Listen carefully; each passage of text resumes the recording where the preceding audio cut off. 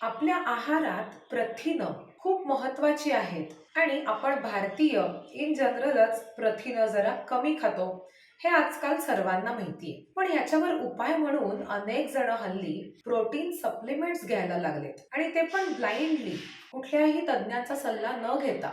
फक्त मित्रमैत्रिणींनी सांगितलंय म्हणून, जिम मध्ये सांगितलंय म्हणून किंवा कुठेतरी ऑनलाईन बघितलं, वाचलं म्हणून.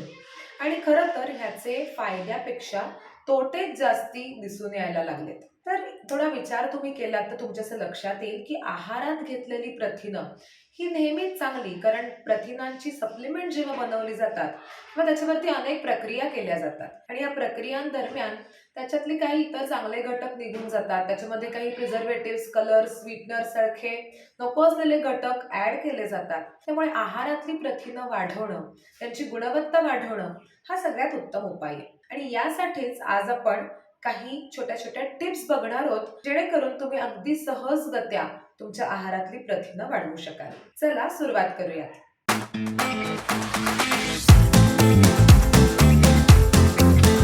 नमस्कार, मी डॉक्टर तेजस. जस्ट फॉर हार्टच्या युट्यूब चॅनलवर तुमच्या सगळ्यांचं मनपूर्वक स्वागत. साधारणपणे एखाद्या प्रौढ व्यक्तीने किती प्रथिनं घ्यायला हवीत याचं उत्तर त्या व्यक्तीच्या आयडियल वेट किंवा अपेक्षित वजनाच्या इतके ग्रॅम्स किंवा त्यापेक्षा थोडे कमी ग्रॅम्स प्रथिनं घ्यायला हवी. 0.8 ग्रॅम पर केजी असंही आम्ही सांगतो मेडिकल टर्म्स मध्ये. पण इतका प्रोटीन इनटेक अनेक जण घेऊ शकत नाहीत. स्पेशली भारतामध्ये जिथे अनेक जण शाकाहारी आहेत तिथे प्रथिनांचं प्रमाण तुलनेने कमी असतं आपल्या आहारामध्ये. तर यावर उपाय काय?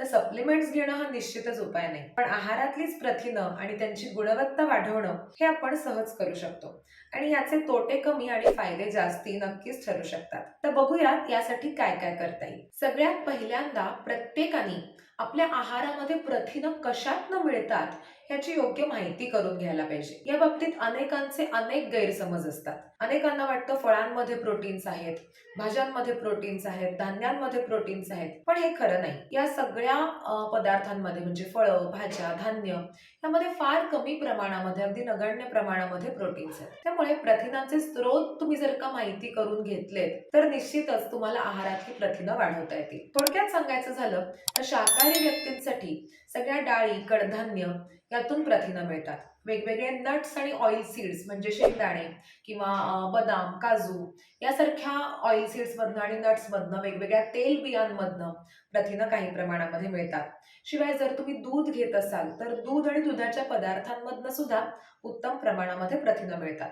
तुम्ही जर नॉन व्हेजिटेरियन असाल तर तुम्हाला मग अंडी, मासे, चिकन किंवा इतर काही मांसाहारी पदार्थ तुम्ही जे खात असाल या सगळ्यातनं प्रथिनं मिळतात. शाकाहारी आहारातली प्रथिनं जरी तुलनेनं कमी गुणवत्तेची असली तरी त्यांची गुणवत्ता वेगवेगळी कॉम्बिनेशन्स करून सुधारता येते. हे आपण आजच्या व्हिडिओमध्ये पुढे बघणारच आहोत.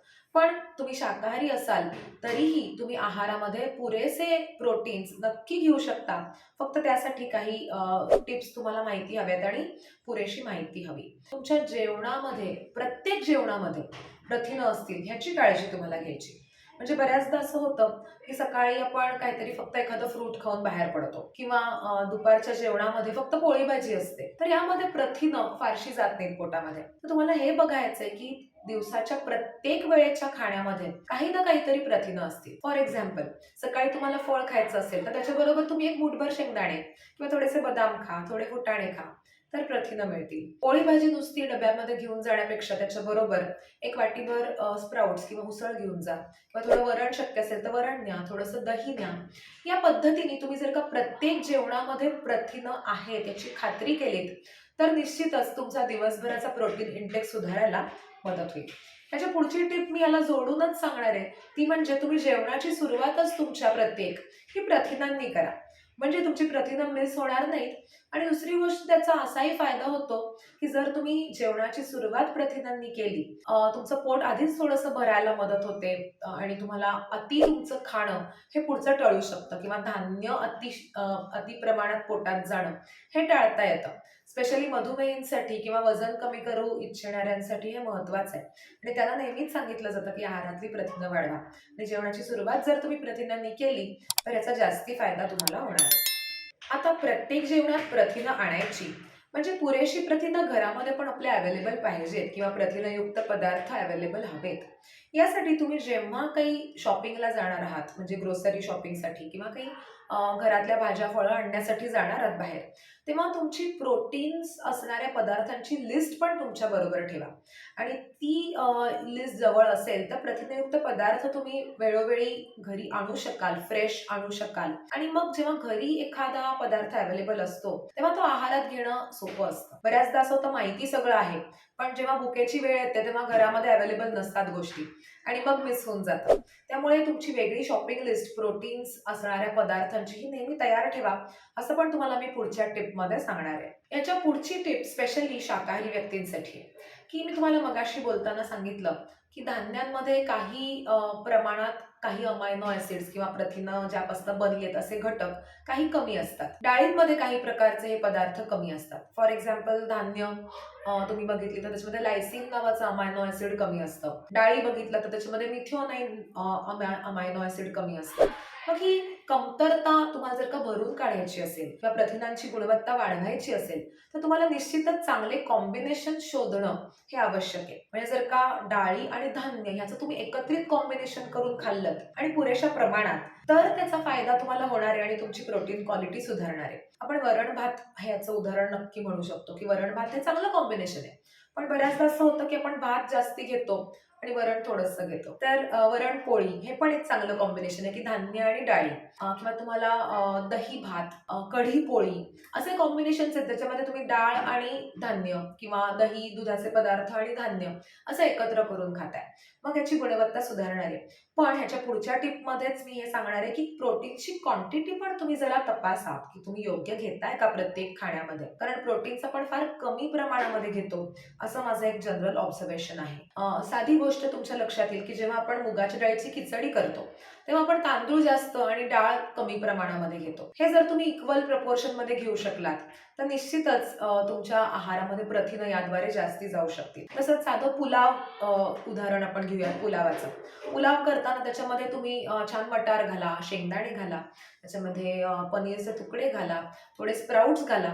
असं तुम्ही केलं तर ते छान कॉम्बिनेशन झालं आणि त्यातनं मिळणारी प्रथिनं ही चांगल्या दर्जाची झाली. पोहे करताना पोह्यामध्ये पण प्रथिनं फारशी नाही आहेत, त्यामुळे पोहे आपण नेहमी खातो तर पोह्यामध्ये तुम्ही मटार घालणं किंवा पनीरचे तुकडे घालणं, शेंगदाणे घालणं आणि ते पण चांगल्या क्वांटिटीमध्ये घालणं असं जर तुम्ही करू शकलात तर डेफिनेटली तुमच्या आहारामधली प्रोटीन्सची क्वांटिटी आणि गुणवत्ता दोन्ही वाढणार आहे. पुढची छोटीशी टिप अशी असणार आहे की तुम्ही प्रत्येक मेन मील बरोबर तुमच्या जिथे तुम्ही पोळी किंवा भाकरी खाणार आहात तिथे चटण्यांचा जरूर समावेश करा. आपण ज्या चटण्या खातो त्याच्यामध्ये सुद्धा प्रथिनं असतात. तुम्ही जर का बारकाईने विचार केला तर तुमच्या लक्षात येईल. जे शेंगदाण्याची चटणी, शेंगदाण्यामध्ये प्रथिनं आहेत. तिळाची चटणी, तिळात प्रथिनं आहेत. किंवा काही जण चटणी पूड वापरतात ज्याच्यामध्ये डाळी वेगवेगळ्या भाजून त्याची चटणी केली जाते, ह्याच्यामध्ये प्रथिनं आहेत.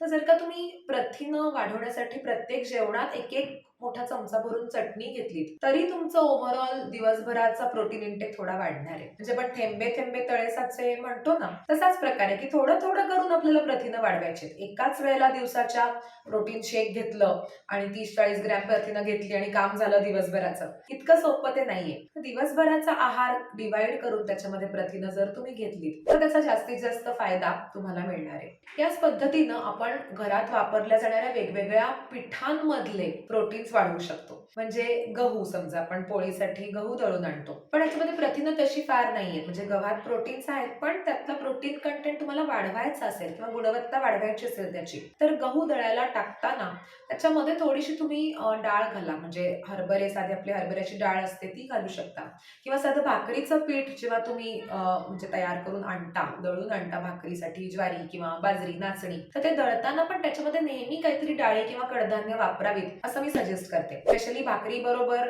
म्हणजे भाकरीच्या मिक्सचर मध्ये धान्यांच्या मी उडीद डाळीचं कॉम्बिनेशन किंवा हिरव्या मुगाचं कॉम्बिनेशन चांगलं लागतं. याद्वारे भाकरीची पौष्टिकता आणि प्रथिनांचा कंटेंट वाढतो. भाज्यांमधली प्रथिनं वाढवण्यासाठी त्याच्यामध्ये तुम्ही छान वेगवेगळी कूटं वापरू शकता. म्हणजे शेंगदाण्याचं कूट अनेक जण वापरतातच, ह्याच्याबरोबर तिळाचं कूट आहे, कारळ्याचं कूट आहे. अशा सीड्सचं वेगवेगळ्या तुम्ही कूट भाज्यांमध्ये वापरलं तर निश्चितच तुम्हाला प्रथिनं वाढवायलाही त्याचा उपयोग होतो. म्हणजे भाज्यांसाठी तेल कमी वापरा पण ही वेगवेगळ्या तेलबियांचं जर का तुम्ही पावडर करून त्याच्यामध्ये वापरली तर त्याच्यातनं पण तेल जाणारच आहे भाजीमध्ये, प्लस ॲडिशनली थोडे प्रोटीन्सही वाढणार आहेत. मधल्या वेळेसचं खाणं जे असतं तिथे बऱ्याचदा आपण चुकतो. म्हणजे मधल्या वेळेसच्या खाण्यात अनेक जण बिस्किटं किंवा चुरमुऱ्याचा चिवडा किंवा फळं इतपतच खातात. मग इथे प्रथिनं तुम्हाला आणायची असतील तर इथले डेफिनेटली स्टार्ची पदार्थ काढून टाका. म्हणजे हे रिप्लेस करायचे तुम्हाला प्रथिनांनी. त्याच्या बरोबरीने प्रथिनं खाल तर वजन पण खूप वाढेल. त्यामुळे तुम्ही जर का स्टार्ची गोष्टींना किंवा फक्त धान्य जी रिफाईन केलेली आहेत अशांना प्रोटीन्सनी रिप्लेस केलं तर तुम्हाला फायदा होणार आहे. मग बिस्किटांच्या ऐवजी तुम्ही काय खाऊ शकता, चुरमुऱ्यांच्या ऐवजी तुम्ही काय खाऊ शकता याचा तुम्हाला विचार करायचा आहे. आणि मग याच्यामध्ये प्रोटीन्स आणायचे आहेत. मग तुम्ही इथे चीजचा एखादा क्यूब खाऊ शकता किंवा अंड उकडलेलं इथे खाऊ शकता, शेंगदाणे फुटाण्यांचं मिक्सचर इथे खाऊ शकता स्नॅक्सच्या वेळेला, चना जोर मिळतो हल्ली तो खाऊ शकता किंवा अगदी सगळ्या वेगवेगळ्या तेलबियांचं मिश्रण करून ठेवू शकता. मग ह्याच्यामध्ये तुम्ही भोपळ्याच्या बिया, सूर्यफुलाच्या बिया, जवसाच्या बिया, तीळ, खसखस, बदाम, काजू हे सगळं एकत्र करून छान तुमच्या जवळ तुम्ही हे ठेवलं आणि हँडी ठेवलं तर तुम्हाला कधी जेव्हा भूक लागेल तेव्हा ते तोंडात टाकता येईल आणि त्याद्वारे सुद्धा तुमच्या पोटामध्ये प्रथिनं जातील. आता इतकं सगळं करून सुद्धा अनेकांचं असं म्हणणं असतं की आम्हाला आता दुधामध्ये प्रथिन आहेत पण दूध प्यायला आवडत नाही किंवा दुधामध्ये काहीतरी घातलं की मग दूध प्यायला आवडतं. मग काहीतरी प्रोटीनची पावडर विकतची नाही तर घरी कशी करायची हे आम्हाला शिकवा. म्हणजे घरगुती प्रोटीन पावडर आम्ही वापरतो. तर या सगळ्यांसाठी माझा एक वेगळा व्हिडिओ आमच्या युट्यूब चॅनलवरती आहे ज्याच्यामध्ये मी घरच्या घरी प्रोटीनची पावडर कशी तयार करायची हे सांगितलंय. तर थोडक्यात सांगायचं झालं तर ही पावडर म्हणजे मिल्क पावडर आणि वेगवेगळ्या नट्स आणि सीड्सचं कॉम्बिनेशन आहे. त्याचं तुम्ही मिक्सरमध्ये छान बारीक करून ही पावडर करू शकणार आहे. याच्या एक्झॅक्ट प्रमाणासाठी आणि याच्यामध्ये काय काय घालायचं आणि याच्यामध्ये काय व्हरायटी करता येते फ्लेवर्सची यासाठी माझा जुना व्हिडिओ तुम्ही जरूर बघा. या निमित्ताने ही घरच्या घरी केलेली प्रोटीन पावडर निश्चित चालणार आहे, स्पेशली लहान मुलांना किंवा इव्हन मोठ्यांना सुद्धा. आणि थंडीच्या काळामध्ये ही प्रोटीनची पावडर तुम्ही नक्कीच वापरू शकता जेणेकरून थोडंसं पोट सुद्धा भरतं, दूध प्यायलं जातं ज्यांना आवडत नाही अशांकडनं आणि प्रथिनांचं कंटेंट किंवा प्रमाण आहारातलं नक्कीच वाढायला मदत होते. तर आज आपण आहारातली प्रथिनं आणि त्यांची गुणवत्ता वाढवण्यासाठी छोट्या छोट्या टिप्स बघितल्या आणि ह्या टिप्स अगदी सोप्या आहेत. तुम्हाला खूप काही वेगळं करावं लागणार नाहीये. तर ह्या टिप्स तुम्ही जरूर ट्राय करून बघा आणि नक्कीच तुमची याद्वारे आहाराची प्रथिनाची गुणवत्ता आणि क्वांटिटी वाढेल हे निश्चित. तुम्ही जर काही प्रोटीन सप्लिमेंट्स घेत असाल तर मला कमेंट्समध्ये जरूर कळवा किंवा याविषयी तुमचे काही प्रश्न असतील तर तेही मला कमेंट्समध्ये सांगा किंवा तुमच्या आहारामधली प्रथिनं वाढवण्यासाठी तुमच्याकडे काही छान अजून युक्त्या असतील तर त्या सुद्धा कमेंट्समध्ये जरूर कळवा. तुमच्या कमेंट्स वाचून मला आणि इतर दर्शकांना सुद्धा खूप शिकायला मिळेल. चला आज इकडे आपण थांबतोय पण थांबण्यापूर्वी मागच्या मंडे क्विजचा विनर अनाउन्स करायचा आहे आपल्याला. सोमवारी आम्ही आमच्या युट्यूब कम्युनिटीवरती आणि फेसबुक चॅनलवरती जस्ट फॉर हार्टच्या एक प्रश्न तुमच्यासाठी पोस्ट करत असतो. हा प्रश्न मधुमेहाशी संबंधित असतो आणि असे 52 प्रश्न आम्ही एकूण वर्षभर विचारणार आहोत. तर त्यातल्या मागच्या सोमवारच्या प्रश्नामध्ये आम्ही विचारलं होतं की मधुमेहींनी कुठली फळं खावीत. ह्याचं उत्तर तुम्हाला जर का सविस्तर जाणून घ्यायचं असेल तर या विषयावरती माझे 2-3 डिटेलमध्ये व्हिडिओ आहेत ते तुम्ही जरूर बघा. त्याच्यामुळे मी तुम्हाला उत्तर आता खूप समर्पक सांगणार नाहीये पण थोडक्यात सांगायचं असेल तर मधुमेही सगळी फळं खाऊ शकतात आणि त्याचं प्रमाण फक्त आणि ती फळं कोणत्या वेळेला खायची हे जर तुम्ही योग्य प्रकारे साधलं तर प्रत्येक फळ मधुमेहींसाठी चालणार आहे खाल्लेलं. डिटेल मध्ये उत्तर जरूर माझ्या व्हिडिओत बघा पण असं समर्पक उत्तर थोडं ज्या दर्शकांनी आपल्या दिलं आहे त्याचं नाव आहे मनाली आंबेडकर. त्यांनी त्यांच्या उत्तरामध्ये कोणती फळं खावीत किंवा ज्या फळांनी शुगर वाढते त्याचं प्रमाण किती ठेवावं, फळं कोणत्या वेळेला खावीत हे सुद्धा मेन्शन केलंय. त्यामुळेच त्यांना आम्ही मागच्या मंडे क्विजचं विनर म्हणून अनाउन्स करतोय. खूप खूप अभिनंदन. असंच दर सोमवारी आमची मंडे क्विज बघत जा, त्याला उत्तरं देत जा, यातून तुम्हाला खूप शिकायला मिळणार आहे. आणि दर मंगळवारी याचा विनर आम्ही अनाउन्स करणारच आहोत आणि असेच वेगवेगळ्या विषयावरचे व्हिडिओ सुद्धा घेऊन येणार आहोत. त्यामुळे भेटूयात दर सोमवारी आणि मंगळवारी जस्ट फॉर हार्टच्या युट्यूब चॅनलवरती. धन्यवाद.